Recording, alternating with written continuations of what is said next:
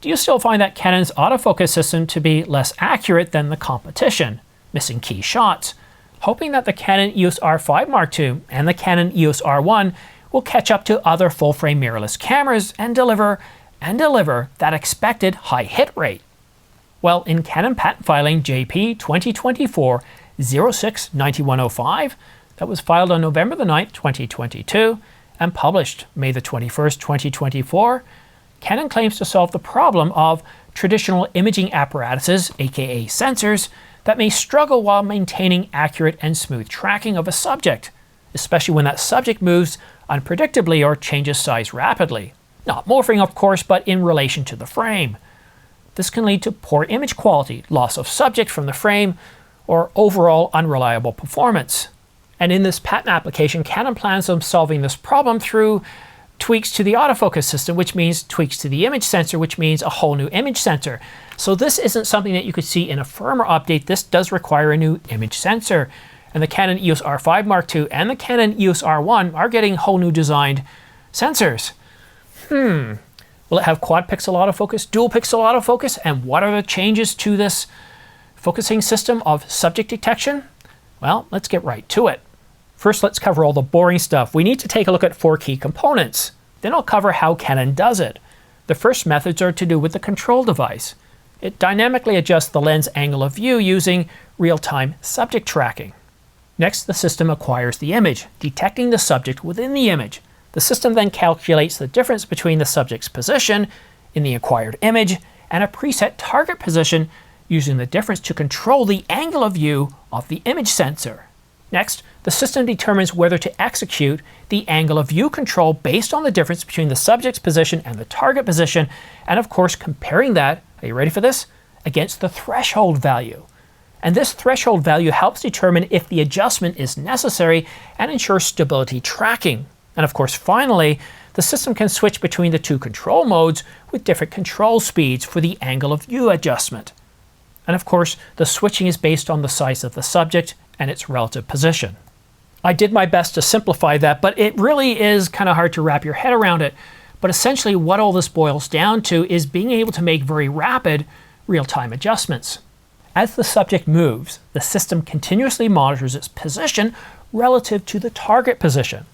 And if the difference between the current and target position exceeds a certain threshold, the system adjusts the angle of view to bring the subject back into the desired position.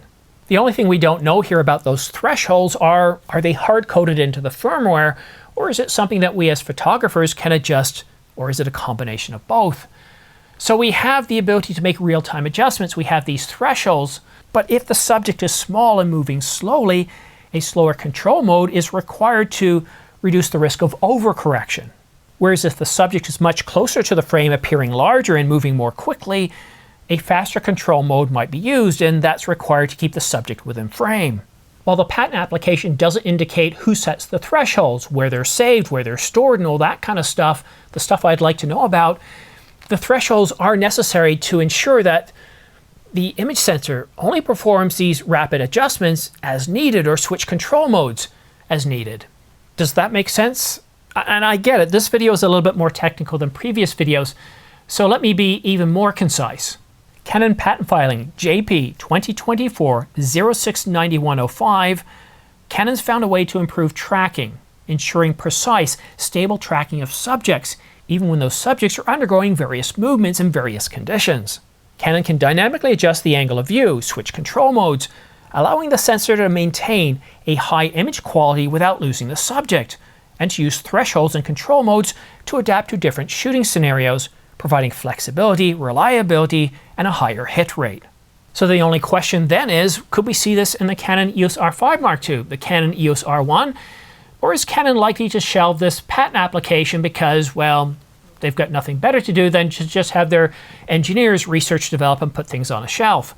I think you can tell by my sarcasm there that yes, this is something we can definitely expect to see in the Canon EOS R5 Mark II, the Canon EOS R1. We've already seen various patent applications show up in the press release for the Canon EOS R1, talking about AI-enhanced autofocus, the ability to track a subject if it's got the ball, realizing that you've got a subject, it's got a ball, and to focus on that subject instead of anybody else. And if somebody else gets in the way, it still knows to hold on to that person. And that's what's really special about all these autofocus patents. We're starting to get a glimpse as to what the Canon EOS R1 and the Canon EOS R5 are all about. So I do believe we're going to see this. I do believe we're going to see a much more accurate autofocus system in the Canon EOS R5 than we do see, for example, in the R6 Mark II and the EOS R3, despite them having a better autofocus system now. And the R1, well, it's going to have the best system of all. The only question is, will the R5 Mark II get the same system found in the EOS R1? Let me know what you think in the comments section down below. But now it's time to turn our attention to deals of the week. And as I reported yesterday, Sony has stepped things up. The a7R5, $400 off. The a7S III, announced 4 years ago, $300 off. And the a7 IV, $200 off. And since the a7S III came out 4 years ago, almost 4 years ago, I haven't seen any significant sales on Sony cameras. None. Well, the a7R5 was $60 off a little while ago, and then about 2-3 weeks ago, Sony put on a sale for just a week, and that was it. Well, it's back. So it has me wondering, why is Sony doing this? Are they doing this because they're feeling generous and they want to offer you great deals? It's certainly possible. Or is it because the competition is offering significant discounts from Panasonic, Canon, and Nikon? That's also plausible. Or could it be that Sony's planning to release a bunch of new cameras over the next couple of months? And again, that's also plausible. But either way, you're seeing some really incredible deals on some really incredible cameras. I also want to bring your attention to the Panasonic S9 compact full-frame camera. It was just released for $14.97, so you can go ahead and pre-order that now. But I think the only Panasonic cameras that we're really interested in right now, and to respond to a viewer who said, you don't seem to care about Panasonic too much, referring to my complete absence of coverage of the the Panasonic S9, which isn't true. I have covered the Panasonic S9, but not to the same level of detail, because when it comes to compact cameras, they're just not of interest to my viewers. I think some 20% or less are actually interested in that level of camera. But the S1, the S1R, and the S1H successor, well, we're all keenly interested to see what Panasonic does there. Whether we own Panasonic, Canon, Sony, or Nikon, we want to know what's going on, because this really helps us all. Competition, we want to see it strong. We want to see Sony, Canon, Panasonic come out with a better camera than what we currently own, because that means that the successor to our camera is going to get better.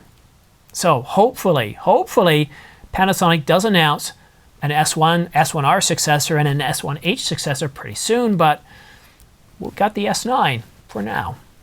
But getting back to deals of the week, the Nikon Z8 is $500 off, the EOS R5, $1,000 off its release price, and if you're looking for CF Express Type B cards, the Angelbird 2TB, $500 off at $449, and the 1TB is $199. And if you're interested in purchasing any of these great camera deals, lenses, or accessories, then please consider using my affiliate links in the description down below. I've got almost every one that's on sale listed. Well, I've got a lot of them, but there's so many more out there. But if you do go ahead and use my affiliate links, you should know that there's a chance I can get anywhere from 3 to 12% back.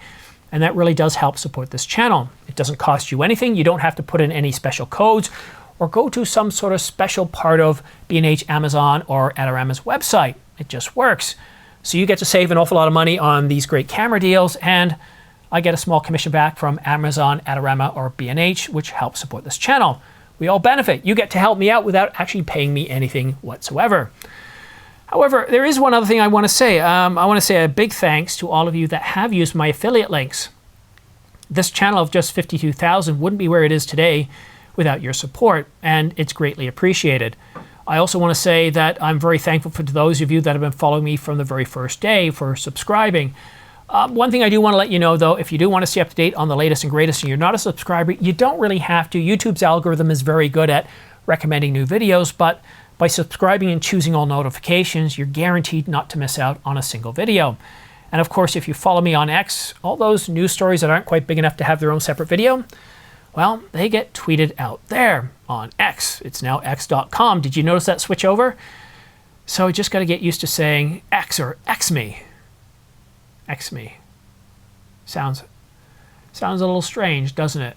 Anyhow, thank you so much for watching, tuning in. We'll see you again soon.